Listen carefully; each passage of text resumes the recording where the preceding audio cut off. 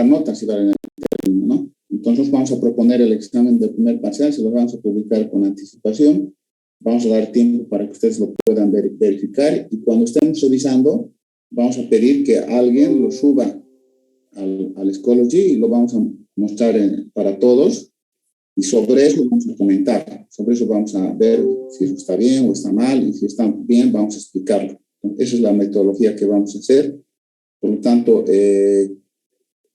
vuelvo a reiterar, es con el fin de ayudar a los alumnos que quieran tener nota adicional. Esa nota no está en el sistema de calificación, esa nota es adicional, por lo tanto, cualquier alumno puede tener opción a ella, ¿no? Entonces, lo que yo quiero básicamente es que pueda haber alumnos que puedan aportar. Yo no quiero que vengan a copiar, pues no sería que yo lo publique la solución en nuestro WhatsApp y listo, ¿no? No tendríamos, pues no es esa la idea. La idea es que ustedes lo puedan ver, lo puedan trabajar. Si no lo trabajan, no tiene sentido. Entonces, compañeros, vamos a empezar la clase. Hay varios compañeros que están queriendo entrar, pero como dije anteriormente también, yo tengo unos 38 alumnos que son los que vienen a clases. Son 85 los inscritos. Hay 2 alumnos que están inscritos de un programa que es, creo que, producción, y los demás son de inferencia estadística de industrial. Pero como digo, son 38 los que vienen a clase. Bien, compañeros, entonces vamos a empezar. Este cuarto capítulo es bien corto y es bien fácil, así que no va a haber ningún problema, especialmente con todo lo que hemos visto anteriormente. Bien, entonces este cuarto capítulo habla sobre la estimación puntual. Parte de la inferencia estadística hemos dicho que es la estimación, ¿verdad? O sea, hasta ahora lo que hemos hecho es, primero hemos analizado, resumido el marco teórico, que es la probabilidad. Esta probabilidad hemos utilizado en las distribuciones del muestreo, que están referidas a 4, que son la normal, la t-de-Student, la G cuadrada y la distribución F, ¿no? Para la media, para la varianza, para la diferencia de medias y para la relación de varianzas. Es lo que básicamente hemos hecho hasta ahora. Y por el lado de la vertiente del muestreo hemos visto cuáles son los procedimientos de obtención de elementos de la muestra. Y entre ellos hemos encontrado que hay el muestreo aleatorio simple, hay el muestreo estratificado, hay el muestreo por conglomerados, el sistemático y el por áreas, ¿no? Entonces, eso es lo que hemos llevado. Ahora vamos a ver la estimación puntual, es decir, ahora ya hemos entrado a cómo se sacan los elementos de la población, se llevan a la muestra. Ahora, de esta muestra, una vez que hemos sacado estos elementos, tenemos que analizarlos, ¿no? Lo que se dice en las estadísticas básicas de la muestra. Y dentro de esas estadísticas básicas está la estimación puntual. Como dice su nombre, la estimación puntual es de punto, ¿verdad? Entonces, significa que se hace por un punto, ¿no? Por un punto se estima, ¿no? Entonces, el objetivo de la estimación puntual es presentar a ustedes los conceptos básicos relacionados con la metodología de estimación. En realidad son 3 las metodologías, 2 son básicas y una es informativa. ¿Por qué?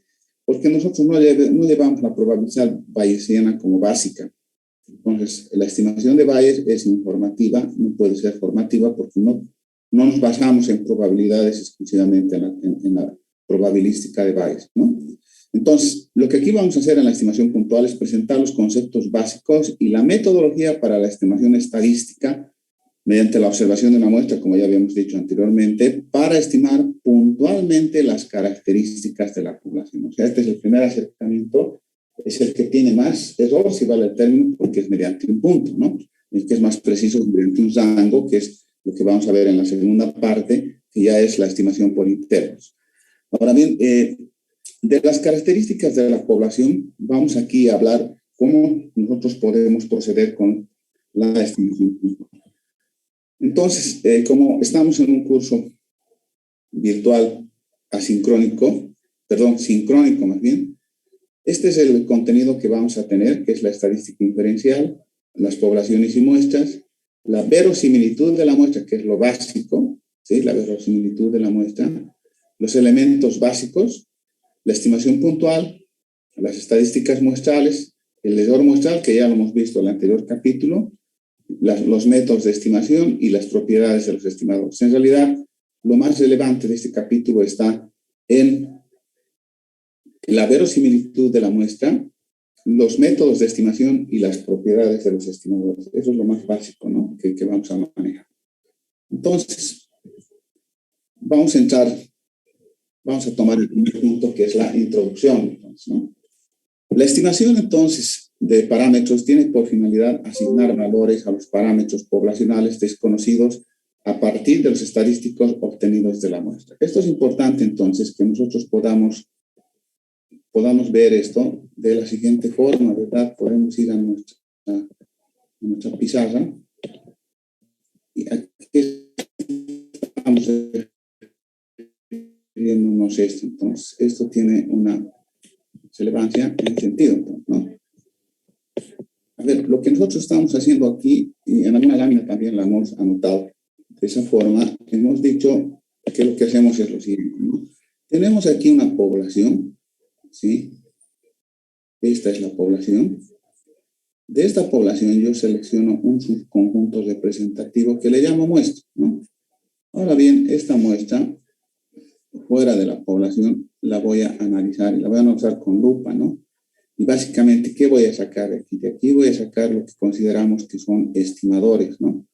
Es decir, el primer estimador, ya lo habíamos dicho en algún momento, la media aritmética que sale de la muestra, sale del análisis de este subconjuntito. O sea, su resultado, analizando este subconjunto, de este subconjunto voy a sacar un primer estimador que es la media muestral. Un segundo estimador,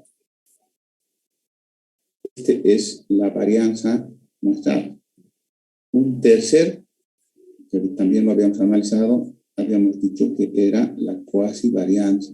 La diferencia entre los dos lo vamos a aclarar hoy.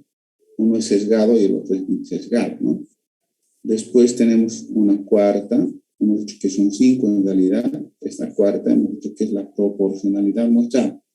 Y finalmente hemos hablado del coeficiente de regresión simple, ¿no? Ahora bien, estos que son estimadores, los estimadores siempre son con sombrero. ¿Qué tienen de particular? Estos aproximan, ¿sí? Reemplazan, representan a unos parámetros, por ejemplo, al parámetro 1, que en nuestro caso sería la media muestral, que por lo general son desconocidos, ¿no? En este otro caso tendría a la varianza, y esta varianza por lo general es desconocida. En este otro caso, también representa la varianza. La varianza tendría dos representantes que también son desconocidos. Este otro sería la proporcionalidad muestral como parámetro, que también es desconocido. Y aquí tendría la última, perdón, acá está mal, esto sería 3, esto sería 4, este sería 5. En 5 tendría Rho, que sería el coeficiente de correlación simple, ¿no? Eso es importante entonces. Entonces, ahora que estamos hablando de que con el análisis de la muestra, yo voy a encontrar estimadores y con ese análisis, analizando la muestra, voy a poder encontrar la media muestral, voy a poder encontrar la varianza muestral, la cuasivarianza muestral, la proporcionalidad muestral y el coeficiente de correlación. Eso es lo que voy a obtener. ¿Y para qué me va a servir esto? Me va a servir esto para aproximarme, para representar, para converger con el valor del parámetro. Este parámetro que por lo general es desconocido. Estamos hablando del parámetro de media, de varianza, de proporcionalidad y de coeficiente de correlación. Entonces, en eso consiste básicamente en esta primera parte. Compañeros, se les ha dicho que a las 7 de la mañana es la clase. No puede ser que 7:30 sigan queriendo entrar. La última vez que estoy indicando, estamos ya terminando esta parte y a partir de aquí ya la cosa es en serio, ¿sí? Tenemos que hacer un trabajo, como ya he explicado al principio. Por favor, si no siguen viniendo a clases en el horario que se les ha indicado, no los voy a dejar entrar, que quede claro. No puede ser, ya vamos a dar el primer parcial y seguimos con lo mismo. Seguimos intentando suerte. A estas alturas ya no debería haber la suerte.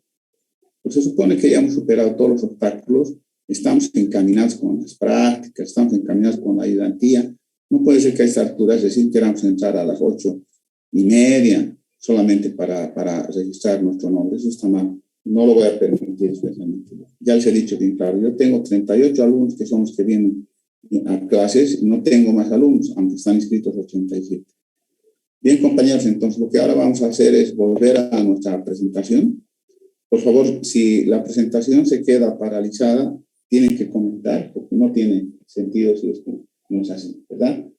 Entonces, esto es lo que estamos haciendo aquí. Básicamente, como conocemos que los parámetros poblacionales son desconocidos, entonces a través de la estimación de los elementos muestrales, lo que queremos es conocer las particularidades, propiedades de los parámetros poblacionales. Entonces, la finalidad de la estimación es determinar una aproximación a valores desconocidos que caracterizan la población, ¿no? A estos valores desconocidos los llamamos parámetros. Entonces, en otras palabras, queremos nosotros saber cómo son estos parámetros.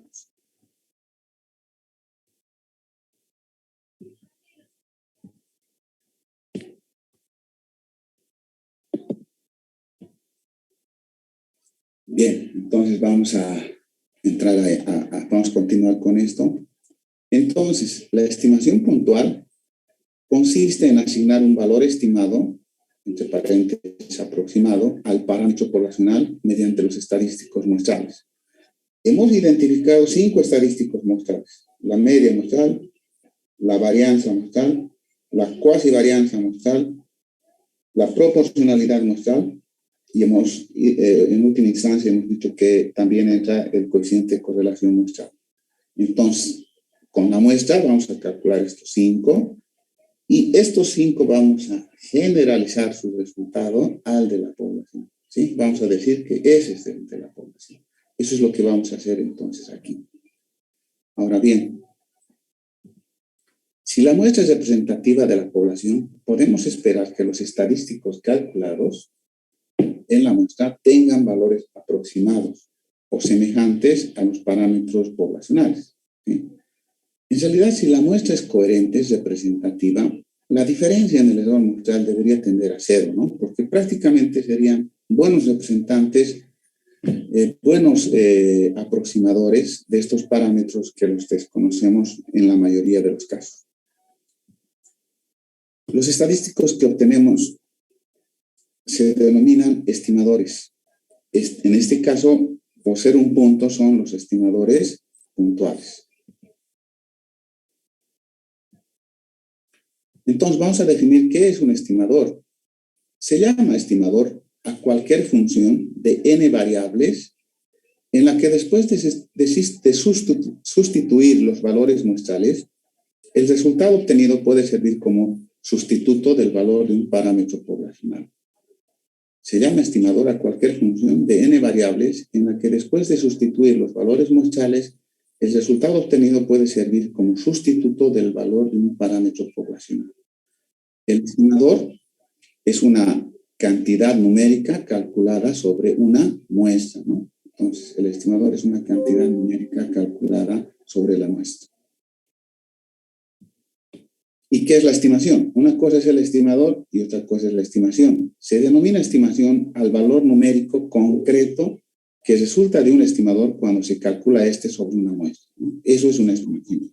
Una cosa es el estimador y otro tema es la estimación. Ahora bien, vamos a entrar entonces, o como estamos en la estimación puntual, entonces vamos a indicar que la estimación puntual del valor de un parámetro poblacional desconocido es un número que se utiliza para aproximar al verdadero valor de dicho parámetro poblacional. La palabra aproximar se puede tomar de diferentes formas, ¿no? Una de ellas es, por ejemplo, puede representar, puede converger, ¿sí? No solamente es entonces que aproxima, sino tiene esas otras connotaciones de representar, de ser un valor próximo, de ser un valor referente del valor desconocido. Entonces tenemos esas acepciones que se pueden utilizar. Vuelvo a decir, compañeros, no puede ser que al ser cita a las 7 de la mañana y en este momento, por ejemplo, que estamos a las 7:40, recién quieran entrar, no va a entrar nadie más, compañeros. En general, definir un proceso de estimación puntual equivale a definir para cada uno de los parámetros una incógnita, una función, ¿verdad? Como no conocemos, tenemos que tener alguna forma de solucionar esta aproximación esta representación, esta convergencia que buscamos de un parámetro que sí es concreto, que es el de la muestra, pero que sí queremos que represente al de la población. Entonces, para ello, tenemos que definir entonces que el estimador en realidad, ya habíamos indicado, todo estimador tiene sombrero. Esa es la diferencia con relación al parámetro. El parámetro no tiene sombrero. Y el sombrero, el apóstrofe que le ponemos como sombrero, significa que es un valor aproximado, que sale de una información muestral primero y que después es un valor aproximado que puede representar, que puede ser referente del valor de la población. Ahora, esta función del estimado es una función de la muestra, ¿sí? Si el tamaño de la muestra es 2, 4, 6, tiene también una repercusión en el resultado. No va a ser el mismo resultado, va a variar. Entonces, es una función del tamaño de la muestra. Y como aquí estamos indicando que el estimador es una función de la muestra, y en particular es una función de un valor específico, porque estamos en un punto, queremos estimar un punto respectivo. Bien, entonces, vamos a hablar ahora de la verosimilitud de la muestra. La palabra verosimilitud lo habíamos anotado en el primer capítulo. Nosotros la asimilamos con el grado de verdad, ¿no? Entonces, cuando decimos verisimilitud de la muestra, estamos indicando qué grado de verdad tiene esta muestra, ¿no? Por eso se llama verosimilitud de la muestra. Entonces, en ese marco, lo que vamos a hacer ahora es hablar de la muestra aleatoria, ¿no? Entonces, decimos una muestra aleatoria de tamaño n, de la función de distribución f de x, de la variable aleatoria x, es una colección de n variables aleatorias independientes, x1, x2, x3, xn, cada una con la misma función de distribución f de x de la variable aleatoria x, ¿no? Es decir, en realidad, necesariamente tiene que cumplirse lo que habíamos dicho en una situación, ¿verdad? Esto lo vamos a notar, vamos a ir a nuestra pizarra. Se ha colgado nuestra pizarra.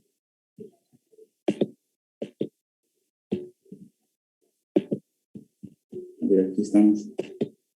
Lastimosamente, compañeros, mucho dejan de desear de los compañeros que llegan muy tarde, no estamos haciendo bien las cosas.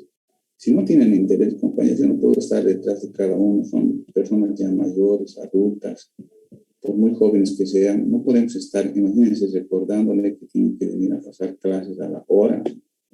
Está bien para cuando han empezado la carrera, pero en estos momentos no podemos hacer eso, ¿no? Entonces, aquí lo que estamos planteando es lo siguiente, entonces, ¿no? Voy a volver a dibujar esto. Y esto lo van a recordar porque lo hemos reiterado varias veces. Hemos dicho, ¿qué pasa si yo tengo una población? Esta población tiene una función f de x genérica. Tiene su medio, tiene su varianza. ¿Qué más tiene? Proporcionalidad. Tiene su coeficiente de correlación. Todos estos son parámetros de la población. Ahora bien, hemos dicho que cualquier punto que está en la población, ese asume el de la población. Entonces yo puedo tomar de aquí un subconjunto que le llamo muestra, ¿verdad? Bueno, entonces eso significa que cualquier elemento que esté en la muestra, por ejemplo, que le puedo llamar x sub i, ese entonces va a tener la función de la población, pero valorada en su punto, ¿sí? Seguramente también va a tener su media, la esperanza de x sub i, esa esperanza va a ser mu. Seguro va a tener su varianza de x sub i va a ser igual a sigma cuadrado. Y así sucesivamente las proporcionalidades también serán el cociente de correlación. No lo puedo anotar porque el cociente de correlación es la relación entre dos variables y la proporcionalidad es la particularidad de algo sobre todo, por eso que no lo puedo anotar. Entonces, lo que estamos indicando es eso, ¿no? En realidad, cualquier elemento que esté en la muestra o no esté en la muestra, la otra vez también habíamos analizado con otro elemento que aquí le puedo llamar que sea XJ. Este XJ de la misma forma, ¿no? Su función de la XJ es el mismo que es de la población valorada en su punto. Su media va a ser la media de la población, va a ser mu. Su varianza va a ser la varianza de la población. Entonces, en realidad, lo que estamos indicando es que cualquier elemento, esté en la muestra o no esté en la muestra. Ahora, la gran pregunta aquí es, ¿cuál es la función de la muestra? Si considero que la muestra está conformada por el vector X, que es igual a X1, X2, Xn, ¿cuál es la función de la muestra? Por eso se llama eso verosimilitud de la muestra.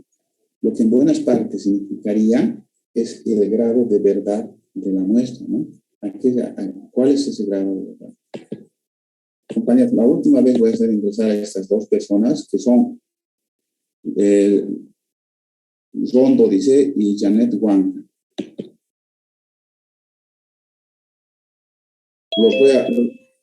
A Rondo y Huanca los estoy anotando con atraso, por si acaso. Están siendo anotados con atraso. No pueden entrar cuando les dé la gana, ¿sí? Vuelvo a retirar por si no me han escuchado. El señor Rondo y la señora Huanca tienen atraso. Se está anotando así en la lista de asistencia. Porque no puede ser que una clase que sea citada a las 7 de la mañana estén entrando a las 7:43. Eso significa que no tienen interés, ¿sí? Y si no tienen interés, van a perder el tiempo conmigo, ¿no? Lastimosamente así. Uno tiene que estar 100% enfocado en los temas si quiere vencer una materia, ¿no? Si la va a echar por suerte, entonces están perdiendo el tiempo. Y en esta vida hay que ser pragmático, hay que ir a lo que uno cree que va a poder lograr, no ir a echar suerte. Entonces, compañeros, nos hemos quedado aquí nos hemos quedado aquí en esta parte.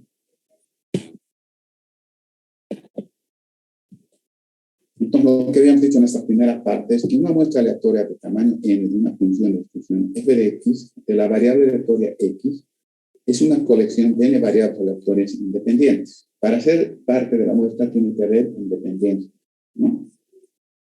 Cada una con la misma función de distribución que es f de x de la variable aleatoria x, ¿no? De la variable aleatoria x. Ahora, las variables aleatorias x1, x2, x3, xn o la variable aleatoria multidimensional representada por el vector x, que son x1, x2, x3 hasta xn, constituirán entonces una muestra aleatoria simple de la población f de x con valores numéricos particulares, ¿no? x1, x2, x3, xn. Aquí tiene que quedar claro. Lo que anotamos con mayúscula es la variable aleatoria.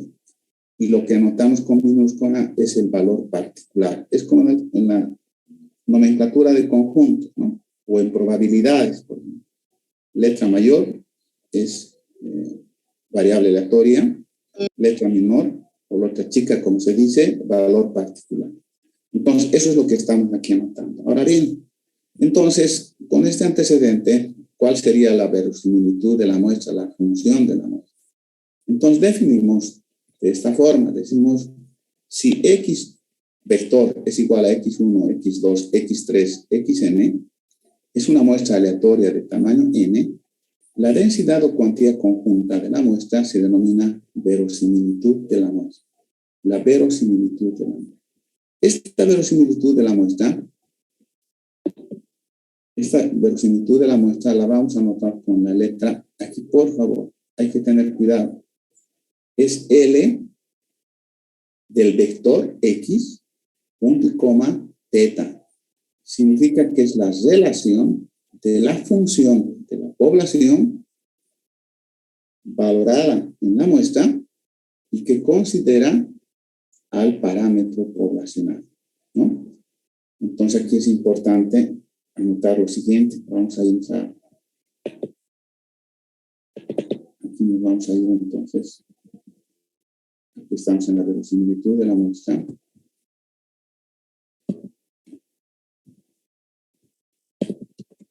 Entonces aquí lo que estamos haciendo es lo siguiente, ¿no? Vamos siempre a tratar de identificar lo siguiente. Entonces estoy aquí con una población, esta es la población, aquí tengo la muestra, y tengo que esta es una función f de x. Entonces, para anotar esta función f de x, si yo tengo un parámetro, tendría que anotar entonces la función f de x dado un parámetro, ¿sí? Siempre lo tengo que hacer así. Por ejemplo, si estaría en la distribución normal, por ejemplo, se hablaría de una normal. La normal tiene dos parámetros, entonces mi función sería f de x, el parámetro de media y el parámetro de desviación estándar. Por ejemplo, si yo tuviera una distribución de Poisson,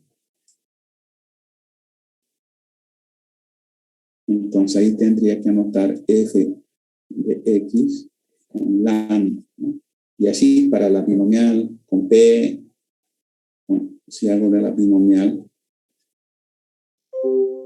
entonces diría que esta es una función de f de x, pero valorada en la p, sería la binomial, ¿no? La binomial, su parámetro es p. Y así sucesivamente la exponencial, ¿no? Muy pocas son las que tienen. Me voy a tomar la molestia de buscar si este señor que está esperando, porque se ha salido. No se va a dejar entrar a nadie más. Bien, compañeros. Entonces, a eso me refiero con anotar. Ahora bien, lo que estoy indicando es que yo tengo que anotar la verosimilitud de la muestra. Y la verosimilitud de la muestra se anota con la letra L. Y se anotan los elementos muestrales. Por eso aquí notamos al vector muestral, cómo está definido. Y tengo que considerar al parámetro, qué parámetro tiene, ¿no? Si vamos en esta línea, por ejemplo, si esta fuera la normal, yo tendría que anotar que la función de verosimilitud tendría que considerar a los que están en la muestra. ¿Y qué tiene la normal? La normal tiene mu y tiene sigma cuadrado. No es en todos igual, en todos no es teta, por eso es que tiene que estar diferenciado. Si fuera la Poisson, entonces anotaría de la misma forma. Primero la muestra, todos los elementos que componen la muestra, y después anotaría el parámetro que sería lambda en este caso. Igual haría con anotaría primero eso, primero la muestra, y después anotaría el parámetro que es P. Entonces, en todos tiene que suceder lo mismo, ¿no? Miren, Efraín Tumiri, voy a ver en este momento si Efraín Tumiri está en esta lista. Si no está, no lo vamos a dejar entrar. Se pueden salir por un problema del sistema, pero Tumiri, estoy tomando la molestia de buscar. Yo no tengo Tumiri. A ver, ¿cómo va a tratar de ingresar Tumiri a esta hora a clases? No lo tengo.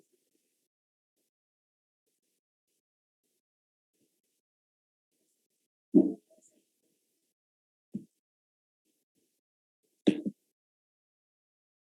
No tengo a Tumiri. Tengo Álvarez, Flores, perdón, tengo Álvarez, Flores. Tengo Tumiri no tengo. Con la T, al único que tengo es Tarquino. Nadie más. No, compañeros. Ya yo me cansé. No puedo estar yo todo el rato tratando de que entre, porque para mí es paralizar toda la explicación. Entonces, compañeros, la binomial, la Poisson, se tiene que reflejar en ese sentido. Ahora volveremos a la presentación, entonces. En la presentación, entonces, lo que hemos dicho es lo siguiente. Que la verosimilitud de la muestra, la función L, va a ser la función de la muestra y del parámetro, ¿no? Y dice que eso es igual al productorio de las funciones marginales, ¿no? Hemos dicho que cada elemento que está en la población asume la función poblacional. Entonces, la función de verosimilitud en realidad es la multiplicación de las marginales respectivas, ¿no? De las marginales respectivas. Por lo tanto, en cada punto tengo que validar esta función poblacional, pero tomando en cuenta también el parámetro. O sea, valido al elemento que está conformada la muestra y valido al parámetro. Entonces, eso es lo que hago. Y lo mismo va a suceder cuando yo tenga una función de cuantía. Aquí el F me dice función de densidad y el P me dice función de cuantía, ¿no? El F es continuo y el P es discreto, ¿no? Con eso también tendría que hacer de manera correspondientemente, de manera... trabajaría con probabilidad simple y el otro con probabilidad continua, ¿no? Eso es lo que haría entonces. Ahora bien, entonces, la función de verosimilitud hay que armarla en función a ese productorio, ¿no? Aquí dice, determina la función de verosimilitud para una muestra X, sería un vector, X1, X2, X3, Xn, de tamaño n con distribución de Poisson con parámetro lambda. Esto lo vamos a hacer en nuestra pizarra.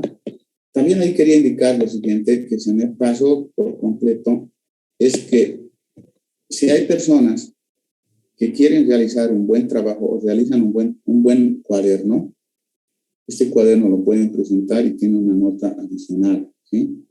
Pero lo tienen que coordinar previamente, o sea, no es aparecer al último rato desesperados y decir, yo tengo un buen cuaderno. Lo tienen que avisar, no lo tienen que avisar que lo están haciendo. Entonces tienen un parámetro respetable, si vale el término, para poder ser considerado. Yo lo siento por el señor Tumir y no lo voy a dejar entrar porque no es la hora no es a la hora que se acordó que tenía clases, ¿no? Y peor, a esta hora de la mañana no puede decir nada, que no puede decir que no ha podido venir a clases, que ha habido problemas con la movilidad, y todo lo demás. Entonces, compañeros, lo que me está indicando aquí es que aquí hay una función, que es lo primero que tengo que conocer, que existe una función, entonces, f de x de la población, que está identificada con lambda. Y esa función es e elevado a la menos lambda por lambda elevado a la x, dividido entre x factorial, y nos dice que esto funciona cuando x es mayor a 0, no funciona de otra forma, ¿no? Así planteado. Entonces, esto es lo que tengo que considerar, ¿sí? Ahora bien, compañeros, me están pidiendo que encuentre la verosimilitud de la muestra. Y aquí me está diciendo en esta parte que hay una muestra que es un vector. Ese vector es x1, x2, xn, ¿sí? Por lo tanto, lo que yo tengo que encontrar es la función de verosimilitud, que es la función del vector. Dice, primero lo voy a anotar así, con el vector, y después dado por lambda, ¿no? Entonces, eso sería anotar esto como x1, x2, xn, y tiene que tomarse en cuenta el lambda. Ahora, ¿qué es el lambda? Es una función discreta. Lo que me dice para funciones discretas de cuantía, me dice que esto es un productorio, hay que considerar el productorio, desde 1 hasta n, de las funciones f de x y tomando en cuenta el parámetro, ¿no? Entonces, la función de verosimilitud, tomando en cuenta el vector, no va a ser otra cosa que valorar la función de verosimilitud en cada punto. Lo voy a hacer con calma. Tendría entonces f de x, 1, lambda, multiplicado por f de x, 2, lambda, multiplicado por f de x, 3, lambda, y así iría hasta el f de x, n, lambda, ¿sí?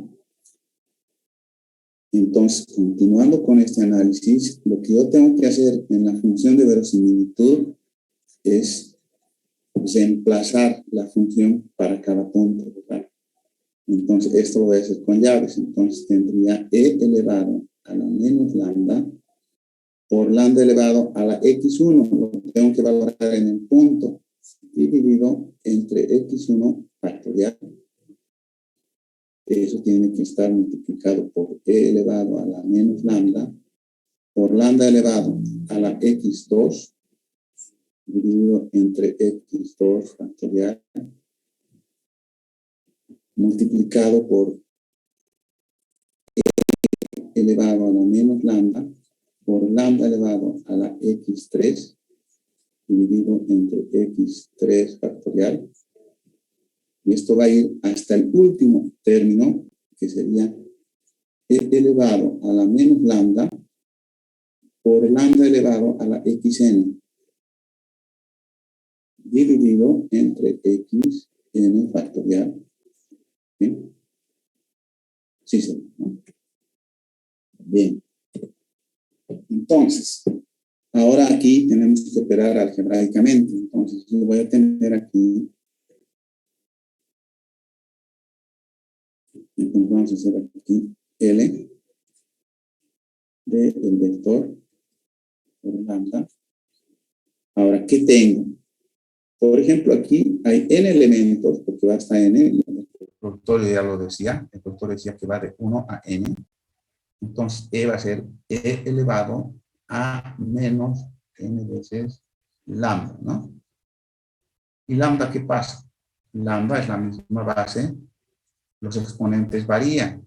Entonces, ¿qué se hace ahí? La misma base se suman los exponentes, por lo tanto tendría lambda por la sumatoria de los x sub i, así que i igual 1 hasta n, ¿no? Hasta n. Y en el denominador me va a quedar un productorio, ¿no? El productorio que va a ser desde i igual 1 hasta n de los x sub i factorial. Eso es lo que me sale. Entonces, esta es la función de verosimilitud de la muestra.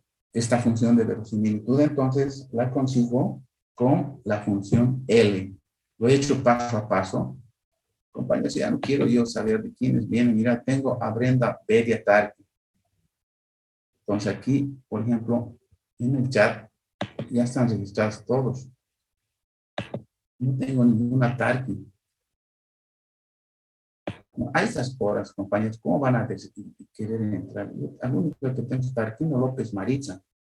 Y no tengo a nadie más. No tengo la obligación de colocar a nadie. Entonces no van a entrar, compañeros. Yo sí lo siento mucho. Esto no va a suceder. Yo lo siento por Bedia. Tienen que venir temprano. No pueden entrar a la hora que les da la gana.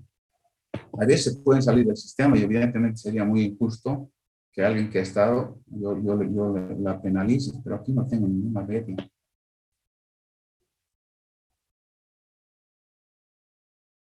No tengo ninguna Bedia.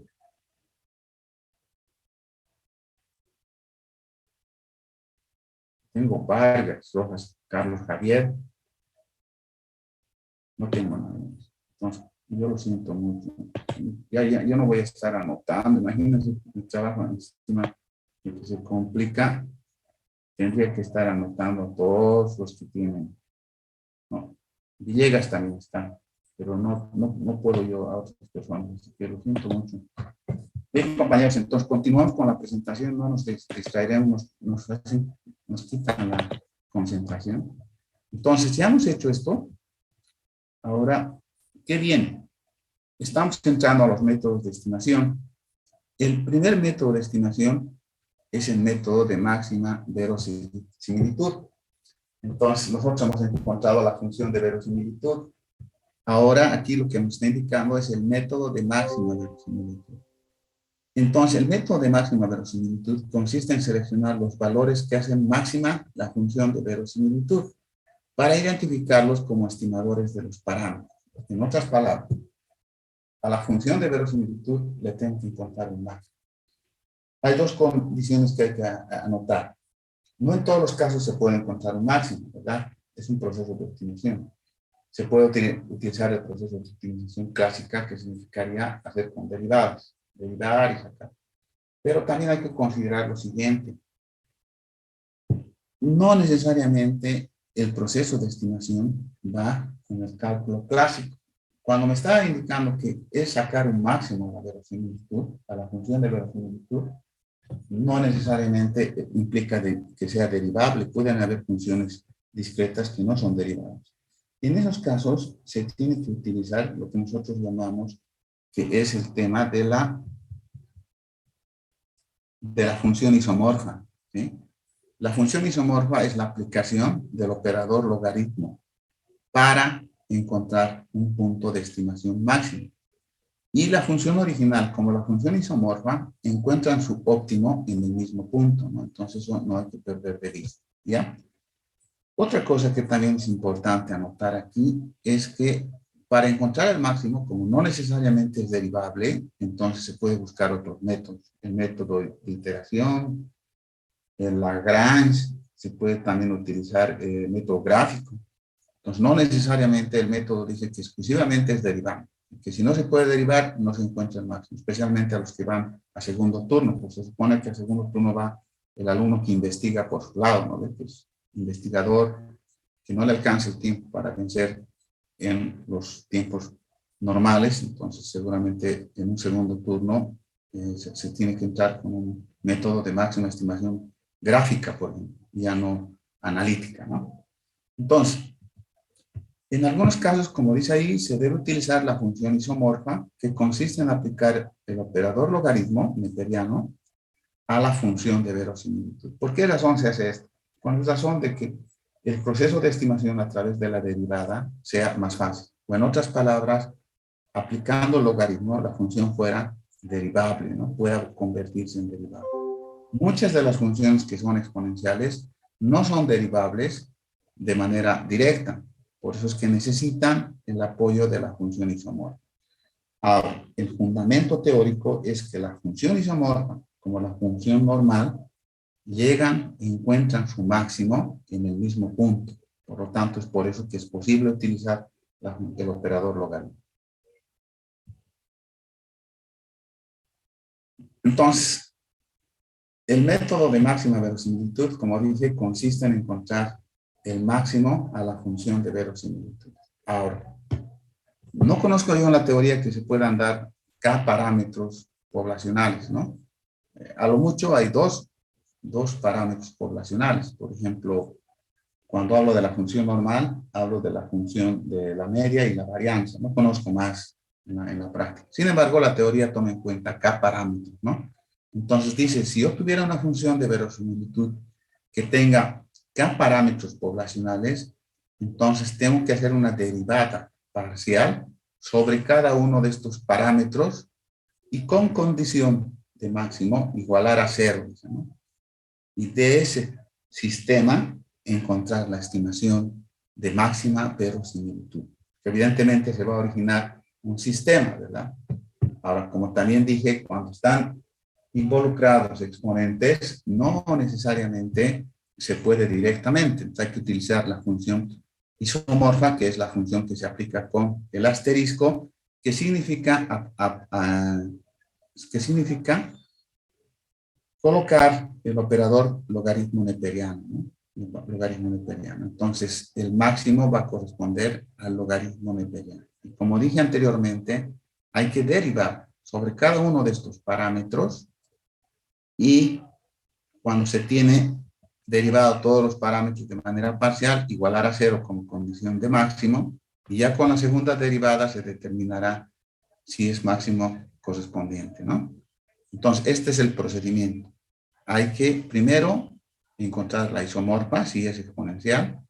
Hay que derivar sobre cada uno de los parámetros que tiene, igualar a cero, y al despejar de este sistema de ecuaciones que se convierte por el número de parámetros que tiene, en otras palabras, la solución a este sistema, eso va a representar el estimador de máxima verosimilitud.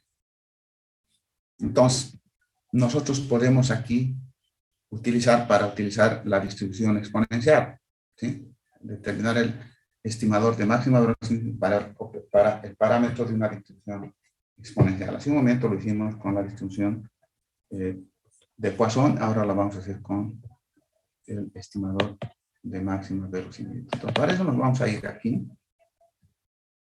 Entonces vamos a hablar de la estimación puntual estadística. Aquí estamos con otra captura.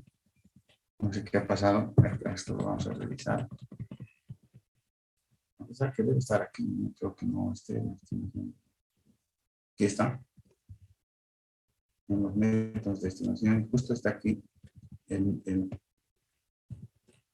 Aquí está el ejemplo, ¿no? Dice determinar la el estimador de máxima verosimilitud de un parámetro exponencial. Y está la distribución exponencial. Como dijimos, necesariamente tenemos que utilizar esto. Ahora, en la distribución exponencial hay que tener cuidado, ¿no? Otra forma de establecer es la recíproca, que también es exponencial, ¿no? La recíproca viene dada de esta forma, entonces. Viene dada como f de x igual de teta. Teta es el parámetro de la exponencial, por si acaso, eso también hay que conocer. La Poisson tiene lambda, la media tiene nu y sigma. Entonces, no en todas es teta, por si acaso. Cuidado que alguien en el examen se le dé normal y esté utilizando teta. No puede utilizar teta. O con la Poisson que utilice teta. La Poisson tiene bien claro, es lambda. Y la exponencial es teta, ¿no? Lo que yo decía es que esta exponencial se llama la exponencial recíproca, ¿no? Que sería, estaría dada de esta forma, ¿no? X sobre teta. Y funciona también cuando X es mayor a 0. Entonces, podemos utilizar cualquiera de las dos, ¿sí? Voy a utilizar esta. Esta voy a utilizar. No, claro, la pueden hacer ustedes. En realidad, todos los ejemplos tienen que hacer, ¿verdad? Eso hemos quedado, los ejemplos trabajan ustedes y los suben al Schoology y esto tendrían que subir hasta el viernes, ¿no? Todos los ejemplos que estamos viendo. Entonces aquí, lo que yo tendría que hacer es primero formar la función de verosimilitud. Para eso, tengo que partir que existe una muestra, y esta muestra entonces es x1, x2, xn. Esa es la muestra. Y bueno, entonces la función de verosimilitud aquí sería, dada esto y dado teta, ¿no? O sea, sería la función de x1, x2, xn, o el parámetro teta, ¿no? Esa es la función de verosimilitud.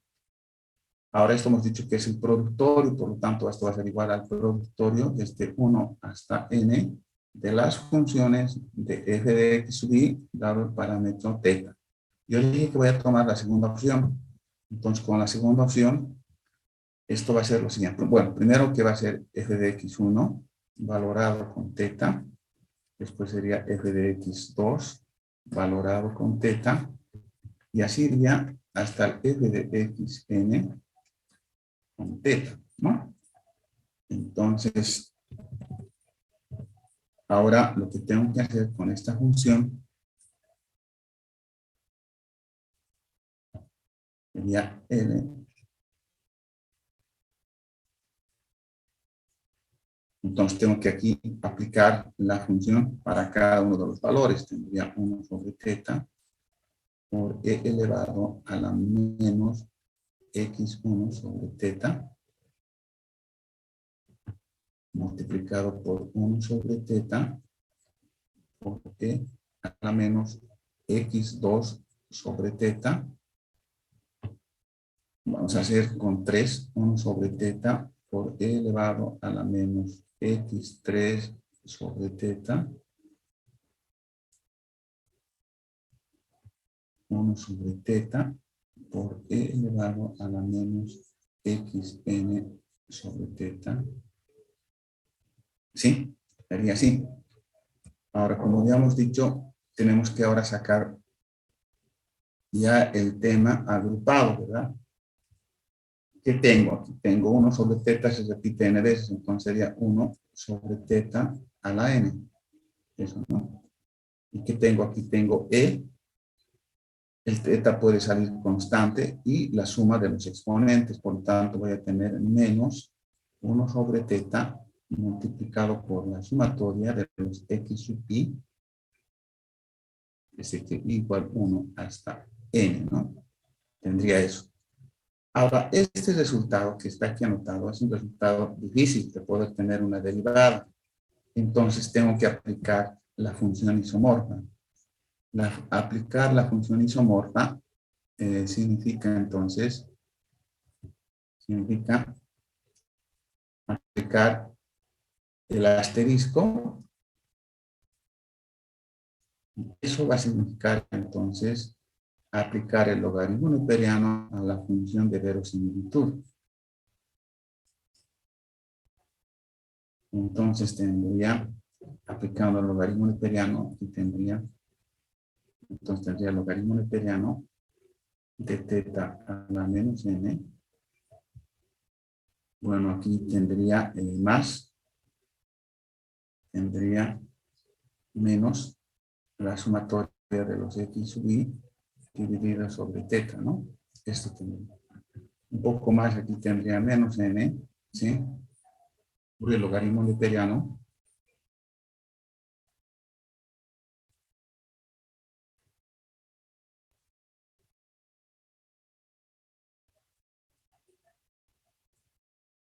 Entonces sería menos n, el logaritmo neperiano de teta, más, tendría menos también, la sumatoria de x sub i dividido entre teta.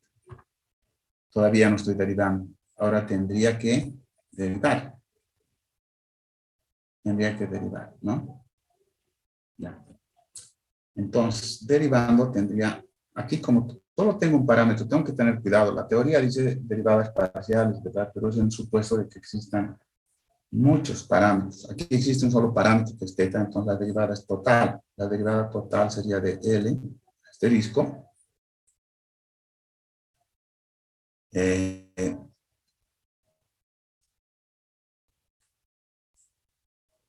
Esto es respecto a teta.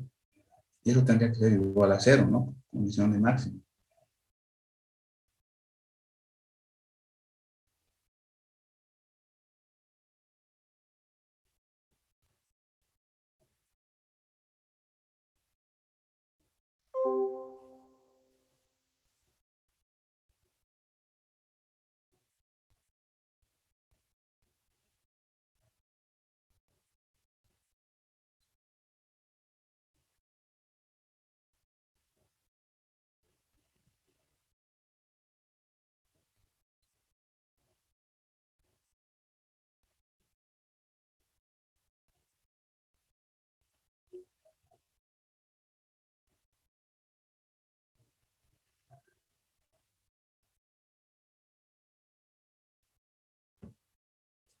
Bien, compañeros, entonces, ¿qué tengo aquí entonces? ¿No? Derivando esto tendría menos n sobre teta, ¿no?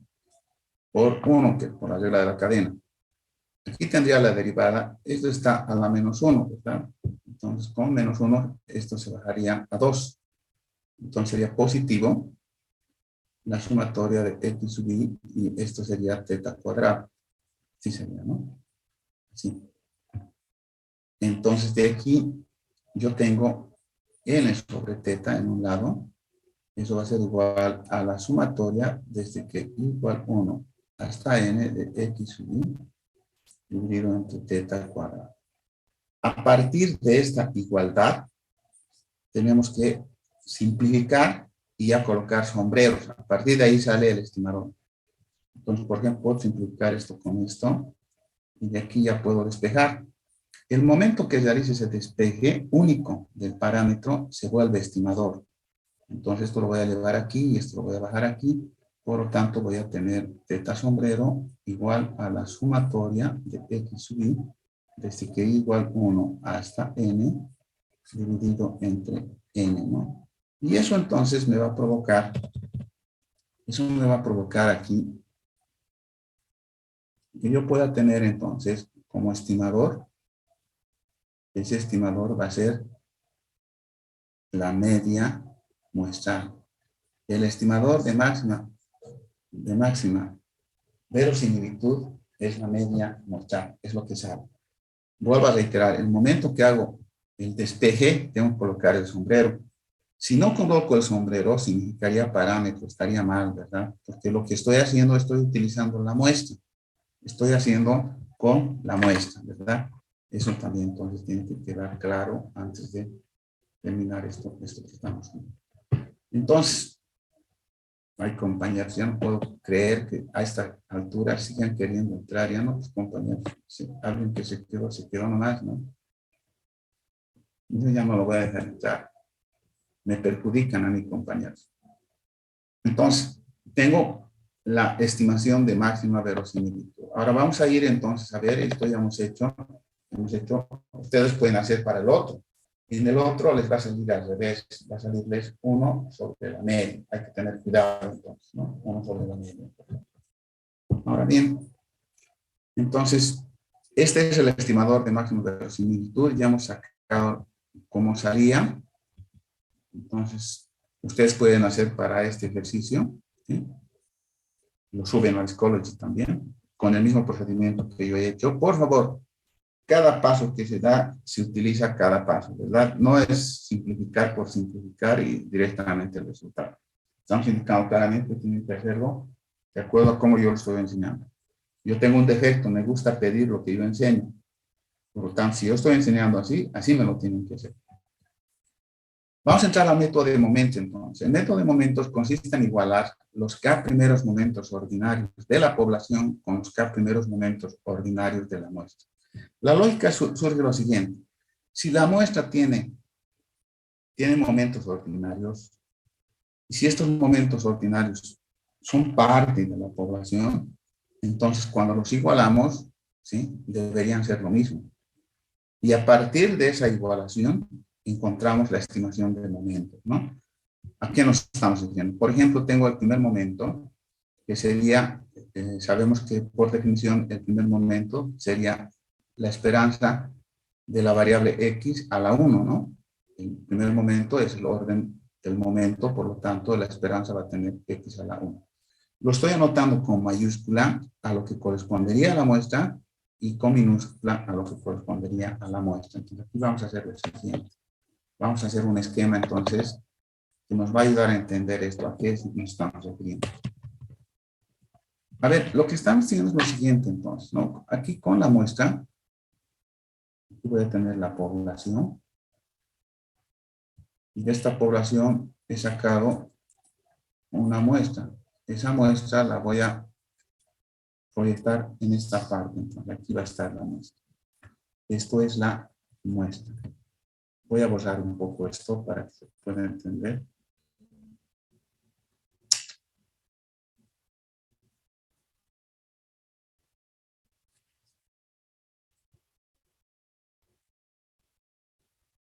¿Ya? Entonces, ¿qué pasa? Si yo con esta población puedo encontrar el primer momento, el segundo momento, el tercer momento, y así sucesivamente hasta el momento késimo, porque esos momentos dependen de los parámetros. Si tengo k parámetros, sería así. Y aquí con la muestra también puedo encontrar el momento de orden 1, el momento de orden 2, el momento de orden 3 y hacia el momento de orden késimo también, ¿no? Entonces lo que dice la teoría es que si los igualo, estos momentos deberían ser iguales, dice, ¿no? Porque está de la población, la parte la he sacado a la muestra. Entonces, si saco aquí momentos, los mismos momentos deberían corresponder a la población. Ahora, nosotros de manera general hemos dicho que un momento de orden K es la esperanza de la variable elevado al exponente K. Así hemos dicho, ¿no? Entonces, el primer momento, en realidad se cumplen dos momentos nada más. No debería ser x elevado a la 1. El segundo momento debería ser, para encontrar la varianza, por ejemplo, debería ser x al cuadrado. Entonces, siempre voy a poder, con la población, aquí sería con la f de x, ¿sí? El parámetro. Y en la muestra sabemos que vamos a utilizar la función f de x y aplicada también al parámetro, ¿no? Vamos a aplicar al parámetro, ¿no? Pero en la muestra, por lo general, ya tenemos, ¿no? Hemos dicho cuál sería la media. La media, el primer momento sería la media, ¿verdad? Aquí tendríamos que el primer momento sería la media aritmética, ¿no? Entonces ya tendríamos el primer momento. Y el segundo momento sería la media geométrica, pero eso lo vamos a dejar posteriormente. Entonces solamente aquí la aclaración es que lo que se hace con la población es lo que se hace con la muestra.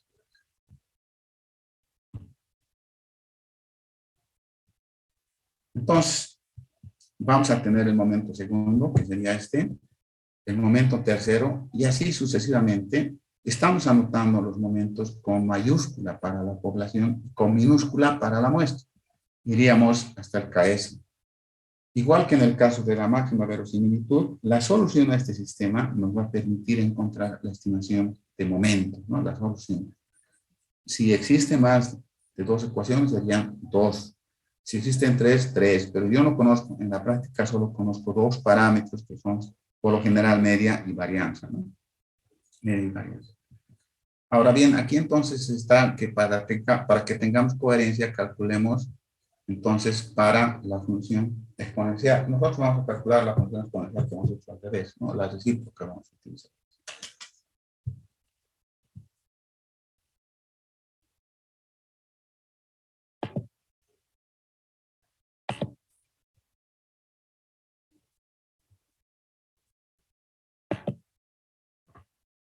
Entonces, aquí entonces lo que vamos a utilizar es la otra función. Ustedes hacen de esta función y yo voy a hacer de la otra, ¿no? Vamos a hacer con esta entonces. Lo que yo estoy haciendo es la función f de x, teta, pero la que la he planteado como 1 sobre teta por e elevado a la menos x sobre teta cuando x es mayor a 0, ¿no? Eso es lo que estamos haciendo. Ahora bien, entonces con la muestra, yo puedo poner, ¿no?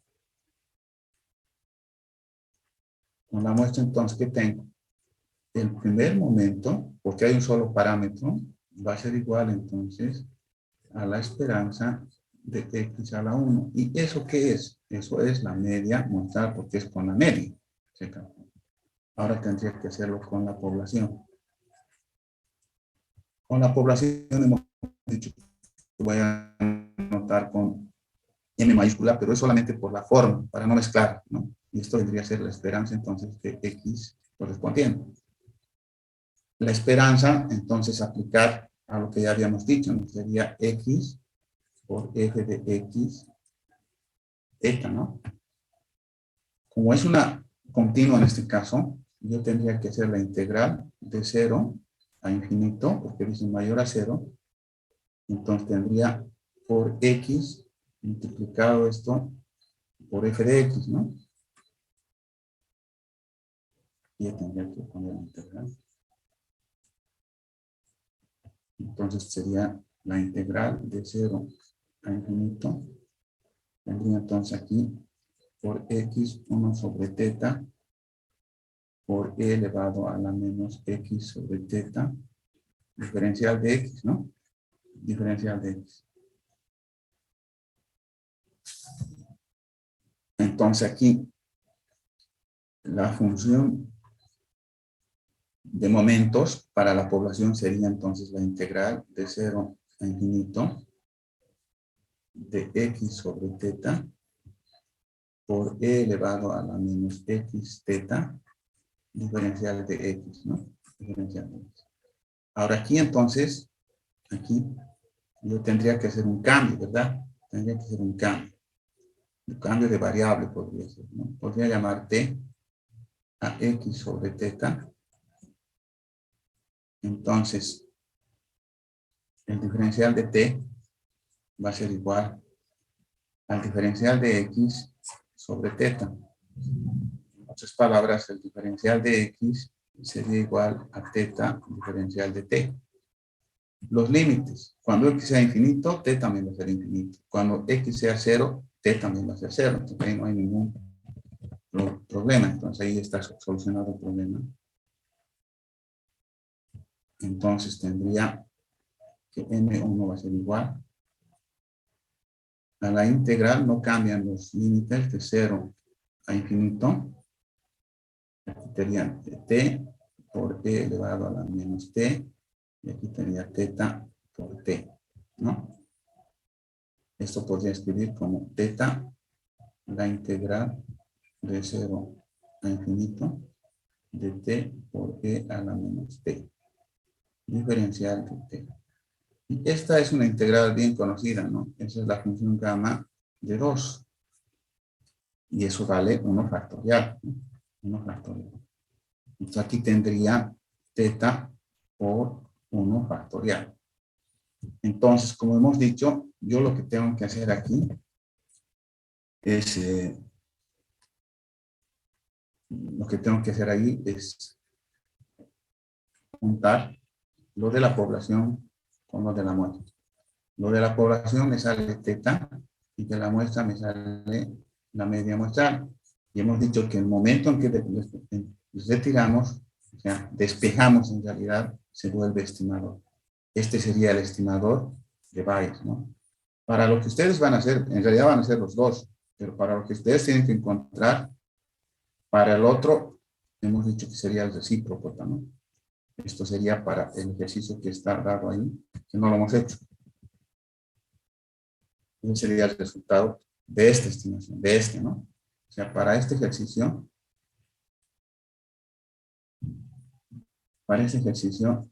yo lo que voy a encontrar es que T sombrero es igual a 1 sobre la media.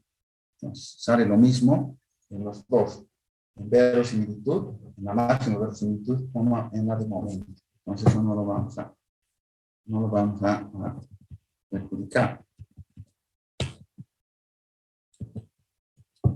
¿Sí?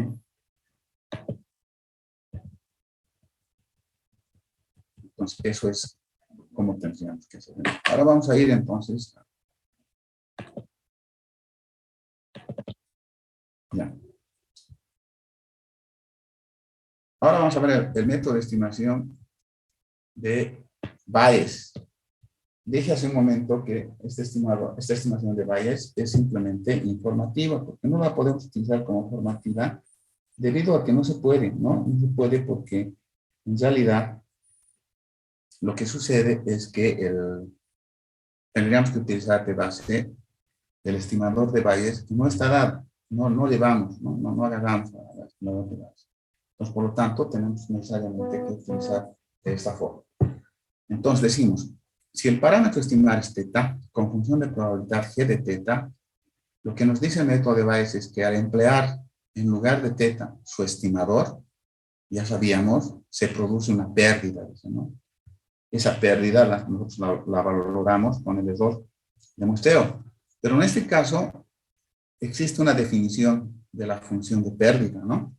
Esa definición de la función de pérdida nos dice lo siguiente, nos dice que es pi, y que esta función de pérdida va a ser una función del parámetro y del estimador. Y vuelvo a indicar, se origina como consecuencia de, en vez del parámetro, utilizar su estimador, ¿no? Entonces, se origina una función de pérdida. Cada valor tendrá una pérdida media que se denomina riesgo. Entonces, el riesgo es el valor esperado, la media de la función de pérdida. Por eso dije que aquí hay que conocer, en otras palabras, la probabilidad de ocurrencia del parámetro, ¿no? Que es un poco más difícil, ¿no? Entonces, si se conoce la probabilidad de ocurrencia del parámetro, se puede valorar la función de probabilidad del parámetro y del estimador. Entonces, el valor medio de la función de pérdida se conoce como riesgo. Riesgo entonces es la esperanza de la función de pérdida. Y a su vez se origina también lo que se denomina el riesgo medio. Entonces el riesgo medio es la esperanza de la función de riesgo, ¿no? Y esa función de riesgo nos origina la función beta del estimador. Ahora bien, el estimador de Bayes dice que el valor mínimo que haga la función beta se considera el estimador de Bayes, ¿no? El valor que haga mínimo la función de beta se denomina estimador de Bayes. Entonces aquí lo que significa que también hay que hacer un proceso de minimización. El otro era de máxima verosimilitud, este es de minimización de la función de Bayes. Entonces la función de Bayes se plantea de esta forma, se pone el mínimo de la función de beta, que va a estar en la integral de la región definida para el parámetro, ¿sí?, de la función de pérdida multiplicada por la función condicional del parámetro respecto a la muestra, por el diferencial del parámetro, ¿no? La solución a este problema nos origina la función de Bayes, ¿no? Entonces, eso es importante analizar.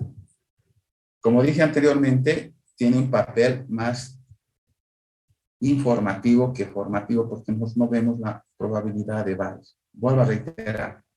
Si en el parámetro, si más bien en vez del parámetro utilizamos su estimador, se provoca una función de pérdida. Eso significa entonces que de dato, para encontrar el estimador de Bayes, debo conocer la función de pérdida.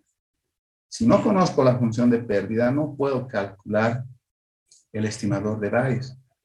La función de pérdida es una función compartida de la población y del estimador, cosa que no hemos visto, ¿no? Por lo tanto, entonces, por eso esto es más informativo. Entonces, para el método de Bayes tengo que conocer la función de pérdida. Ahora bien, si tengo la pérdida media, a esa pérdida media le llamo función de riesgo. Entonces, la función de riesgo es el valor esperado de la función de pérdida. La función de riesgo es el valor esperado de la función de pérdida.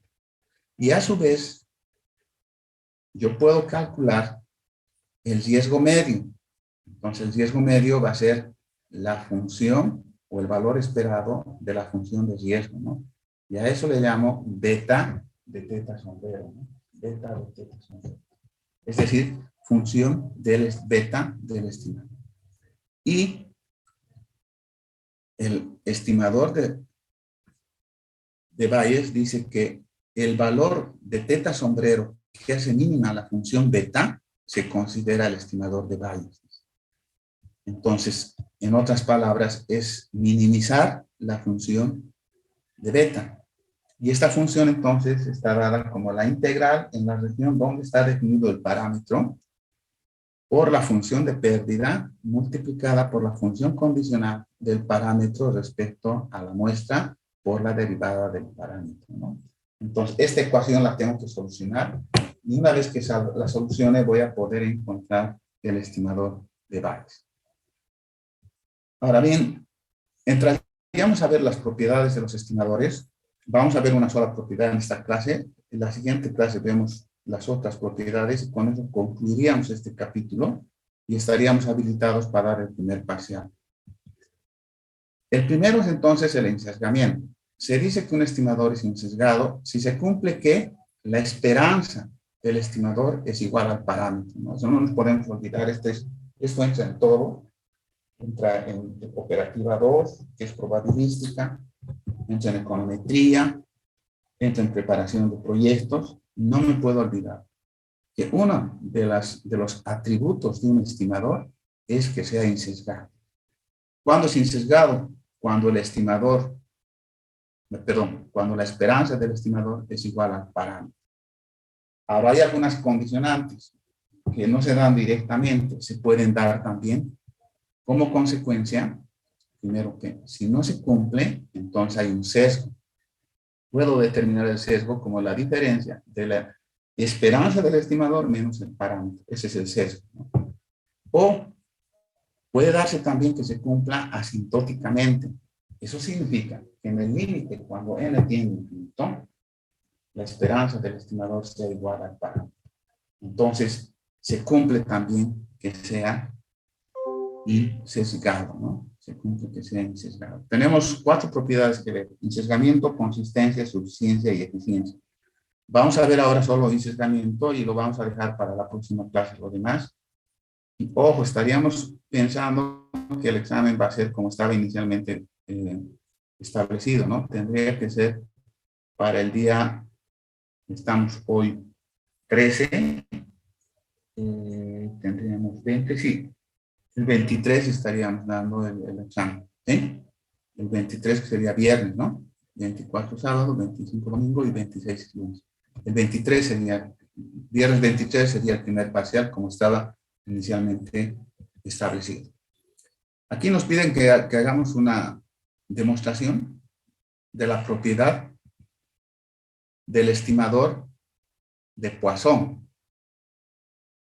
Entonces, aquí nos da la función de Poisson. Y para ello, entonces, no vamos a hacer la demostración de verosimilitud, ¿no? Porque eso ya lo conocemos, ya lo hemos hecho. Y vamos a entrar entonces a ver directamente el estimador de máxima verosimilitud. Entonces, para ello vamos a irnos a nuestra compañera. Estamos acabando la clase y siguen queriendo entrar, eso ya no está bien. tiene que venir a la hora clase, ¿no? No es porque sea malo, sino que... Entonces ya hemos visto cuándo se da el sesgamiento. Y ahora vamos a calcular entonces para verosimilitud. Perdón, para Poisson. Entonces, vuelvo a reiterar. Lo que me está indicando esta propiedad, lo que sucede es que yo no puedo con esto. No lo veo a mi común. Es que es un problema esto. No sé por qué. No era así, ¿no? Ya. Entonces aquí, lo que estoy indicando es que para que se dé el sesgamiento, la esperanza del estimador, de manera general con teta, debería ser el parámetro. Lo que hemos dicho es que tenemos que cuidar qué parámetro estamos utilizando. No es lo mismo teta que lambda. Hay que saber distinguir. En el caso de la binomial es P, en el caso de la normal es sigma y nu. Entonces aquí para esta función me está indicando que yo tengo que demostrar que la esperanza de lambda sombrero es igual a lambda. Si se cumple eso, hay sesgamiento. Eso me está indicando. Ahora, ¿cuál es el estimador? Hemos hecho la función de verosimilitud hace un momento, hemos anotado, hemos dicho que era de X, lo voy a colocar directamente así. Hemos encontrado que eso era igual a E elevado a la menos n veces lambda, por lambda elevado a la sumatoria de los X sub I. Esto derivado entre el productor, hemos dicho, desde que igual 1 hasta n de los X sub I, factorial. Eso hemos anotado. Entonces, como hay un solo parámetro, hago la derivada total. Voy a derivar esto. Derivada de lambda. Entonces, aquí voy a tener, pero no puedo hacer directamente. Aquí hay un error. Estoy cometiendo un error. No lo puedo hacer directamente. Tengo que usar esto. Falta la isomorfa. Ya hemos dicho que todas las funciones que tienen exponente hay que aplicar primero a la función isomorfa. No puedo directamente utilizar. Entonces, lo que tengo que hacer es utilizar el L asterisco. Entonces va a ser el logaritmo neperiano de L entonces va a tener que ser esto menos n veces lambda más la sumatoria de x sub i, logaritmo neperiano de lambda, menos, esto lo voy a poner como logaritmo neperiano de todo, del productor, porque eso no me va a influir. Así. Entonces, la derivada de r asterisco respecto a lambda, eso va a ser igual entonces a menos n más la sumatoria de x dividido entre L, o lambda más bien, y eso tiene que estar igual a 0, ¿no? Entonces aquí tengo que lambda sombrero es igual a la sumatoria de x dividido entre n, o si quieren, a la media, ¿no? Entonces, ahora sí tendría que probar, ¿no? Entonces, para probar esto,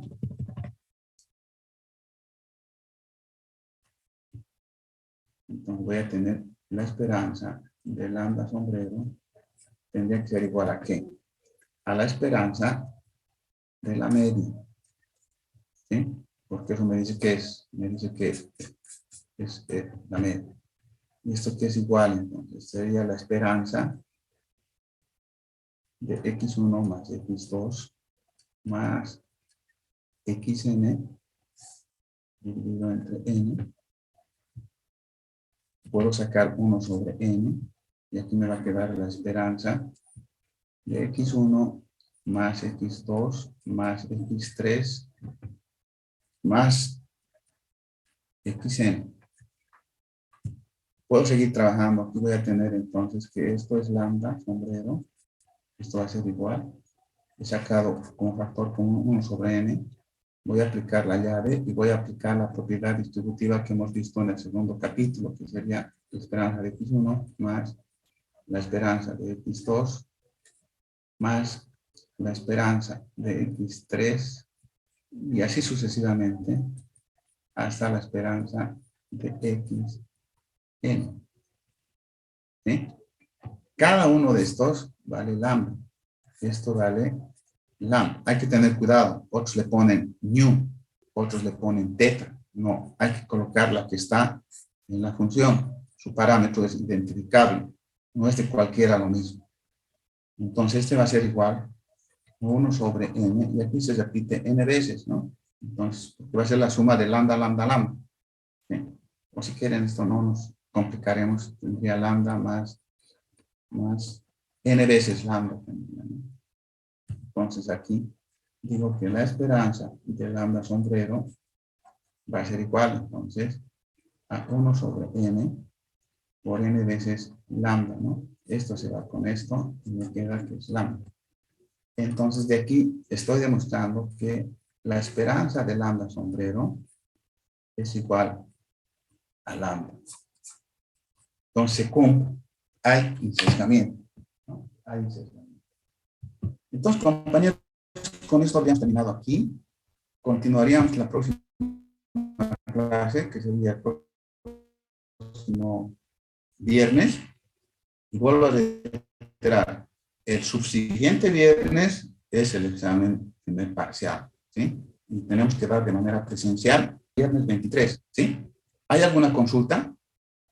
Por favor, yo necesito que estos ejemplos que hemos visto en esta clase los suban al Schoology como práctica número 1 del capítulo 4.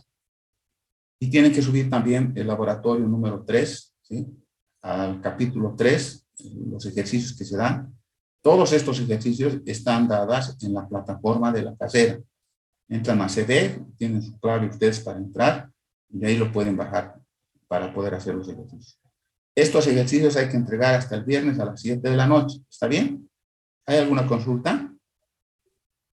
Ingeniero, disculpe, el examen va a ser en nuestro horario habitual, ¿verdad? Sí, en el horario habitual, a las 7 de la noche. Vamos a tratar de empezar 6:30, ¿no? Para tener más tiempo, o irnos temprano. Pero eso va a depender de la disponibilidad del aula, porque hay que mandar una carta haciendo recuerdo que estamos asignados a la aula 103. Y si no hay problema, inclusive a las 6 de la tarde podríamos empezar el examen para que se puedan ir temprano. ¿Está bien? Está bien, gracias, ingeniero. Ahora, compañeros, vamos a quedar en una clase que no tiene que ser ni martes ni viernes, de repente miércoles en la noche, donde vamos a hacer el primer parcial del anterior semestre. Pero vuelvo a reiterar, para ese examen yo necesito que ustedes estudien, hagan. Ahí no tiene sentido que yo vaya y yo lo resuelva. Para eso yo los resuelto, se los pongo en el WhatsApp y listo. La idea es que ahí ganen nota los alumnos que quieran. Entonces se va a dar la pregunta y se va a decir, a ver, ¿qué alumno puede explicar eso? Y si lo tiene, lo subirá al Schoology y eso lo vamos a mostrar. Y sobre lo que lo muestremos en la pizarra, seguramente haremos comentarios, diremos, esto está bien, esto está mal, aquí hay un error o no hay un error, está perfecto el ejercicio y explicaremos sobre eso. Pero tiene que ser en esa línea. O sea, yo no quiero simplemente ir y resolver en la pizarra y que ustedes copien, no es ese el sentido. Ahora, de repente, sí podríamos encontrarnos el miércoles en el aula 103, ¿no? Para que ahí podamos hacer la resolución de este parcial. Ahí podamos explicarlo de manera presencial.